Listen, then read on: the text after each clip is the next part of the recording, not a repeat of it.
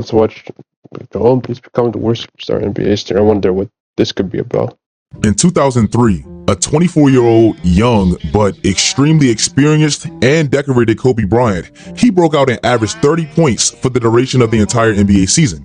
Now, this was directly after the Lakers had just won 3 straight NBA championships behind the most dominant force the league has ever seen, Shaq. Shaq originally came to LA and naturally became like the big bro type to Kobe, even if Kobe didn't accept it. Shaq was older than Kobe by 6 years. He had already been to the NBA Finals, and he was easily a top 2, top 3 player in the sport. Shaq had obviously lived up to the inevitable hype and pressure that comes with the big of his status putting on that uniform. But this specific season that I'm talking about, the season that Kobe averaged 30, this seemed to be the beginning of the end of such a special duo. Directly after winning those 3 NBA championships, the Lakers started out terrible, and I mean, it got really bad. This was because the most dominant player in the world, Shaq, he decided to have toe surgery a little bit later than he probably should have. And of course, that pissed off Kobe. In the Lakers' first 12 games, they started out 3-9. The defending NBA champions were 3-9, and Shaq had this infamous quote about why he got surgery so late. "I got hurt on company's time, so I'll rehab on company's time." What? I believe this was a prime example of why Kobe said stuff like this about Shaq. Who would Shaq be if he had your work ethic? He'd be the greatest of all time. He'd be the greatest of all time. Greatest of all time by a mile. Sure. He'd be the first to tell you that, for sure. I mean, this guy was a force like I have never seen. I wish he was in the gym. I would have had fucking 12 rings. Now, I emphasize that story that probably every NBA fan knows. Why?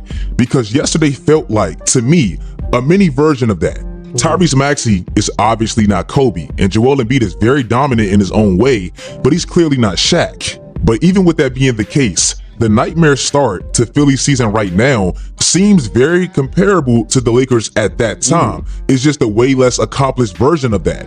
Reportedly, Tyrese Maxey called out Joel Embiid for basically setting a bad example for the team, being tardy and basically unprofessional in team meetings. Joel Embiid is 30 years old right now, and his longest tenured teammate currently is Tyrese Maxey, who's 24. Those were the exact same ages as Kobe and Shaq at that time.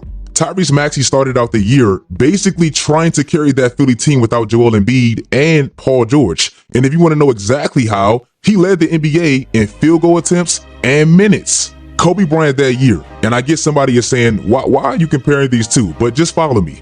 That season, he led the league without Shaq in field goal attempts and minutes at 24 years old, just like Maxey. Oh my God, both teams desperately needed their big guy. And why this comparison is purposefully disrespectful to Shaq is exactly what Shaq had just came from.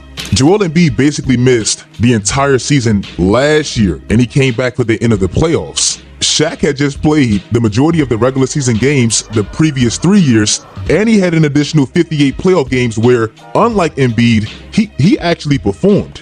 Joel Embiid for this generation, he's one of the most dominant players in the league by far, and to me, he was supposed to be the modern day Shaq. I believe that's why Shaq is so hard on him. As a leader, you have to lead by example. When you come in and say, I'm not going to play back-to-back, to give the guys that are not really focused, it gives them time to say, well, if he's not going to play hard, I'm not going to play hard. My question to him would be, how do you want to be remembered? You want to be remembered? Stephen A. Smith, he loves to say this about Kawhi Leonard. It applies to actually Joel Embiid. Kawhi Leonard should be on the list of one of the worst superstars this game has ever seen. That's right, I said it. Now, what exactly would qualify one as the worst superstar ever? Well, first of all, obviously you have to be a superstar. I tweeted this after the Joel Embiid news broke yesterday, and somebody replied and asked me, are you always negative? Are you always critical? Like, can you be positive to anybody? Well, let me actually be positive about Joel Embiid for a quick second. When I say this, I mean it. Joel Embiid, to me, is supposed to be the modern day Shaq. In my young era of watching hoops, people always made the Shaq comparison with Dwight Howard, but I simply don't think he was ever dominant enough offensively to ever really have that crown.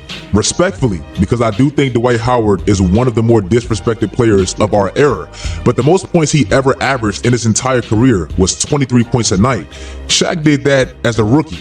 Joel Embiid fits the size and the play style with how dominant he is in a modern way.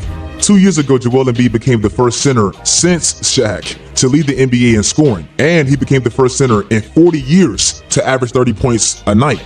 So how dominant and skillful he is in that big ass frame, again, he should be the modern day Shaq.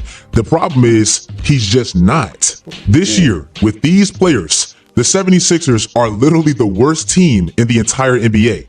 Now keep in mind, going into the season, this was the overall sentiment around Philly. Everyone thought they won the offseason. These people are so excited to have you in Philadelphia. And I've said, I said, yo, man, he was the best free agent. Them going out getting Drummond also. I like Eric Gordon. I like Caleb Martin. I think y'all just... Puma Hoops. The game is about showing out. Our game is fun. It ain't that serious. Just got Reggie Jackson. The Sixers have had the best summer of any team in the NBA. The reason they can't even live up to any of this is because their superstar is arguably the most unreliable star in the sport. I get Joel has tried to walk it back a little bit now because he's seen how bad it sounded. But to me, it was always a bad message to a new team to automatically say, yeah, I'm probably done playing back-to-backs ever. These are the fake-ass Big Three averages last year and why everybody got so excited. And this is their team's average 13 games into this very early year. They're literally the worst team in the sport. We know this is because their players literally don't play, and their Big Three still has yet to play a game together. It's almost like Phoenix last year and the Clippers Kawhi Paul George saga merged all into one. What has to make it so frustrating for Philly fans is how good they looked last year, even without James Harden. This was their record last year without Joel Embiid, and this was their record with him. They were literally on pace for 65 wins when he played. And in my opinion, going back to last year, this team has done everything possible to appease Joel Embiid's career. They hired Nick Nurse. This man's name is so fitting because he caters to diva-type superstars. They literally had the biggest offseason move of the entire summer. They drafted well. They paid Tyrese Maxey their most improved player. To me, they're doing their part. Where are you? And then in the report, Joel Embiid reportedly said he's confused as to what's going on the court. Well, that's probably because you don't play. Also, Joel Embiid acts as if he doesn't have the ball in his hands every single play. He doesn't know how to operate. We've seen this in the Olympics, and it's like we're seeing it now. I know, like always, he's not healthy, but this is the lowest he's ever touched the ball in his career, and he's obviously struggling. I get he's talented. I get that. But for me, at least, he's the most unreliable star that I've ever seen. Not a leader. Gets worse in the playoffs, and then he's barely there fully. If you guys like this video, let me know in the comment section. Yeah, that was